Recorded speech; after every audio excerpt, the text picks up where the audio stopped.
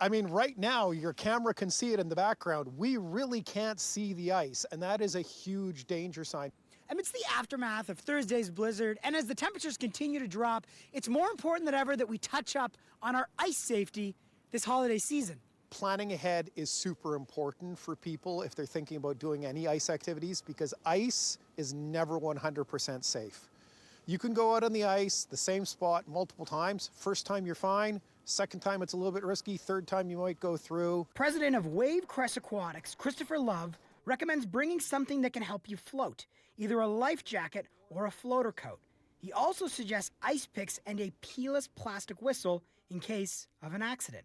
What's going to happen when you hit that cold water? You're going to hyperventilate. You're going to go into what's called cold shock, and it's going to be like, And if you do fall in, Love says make sure you go back the way you came. The ice will be stronger. Then get your arms up over the edge and kick your feet like you're swimming, and belly slide onto the ice.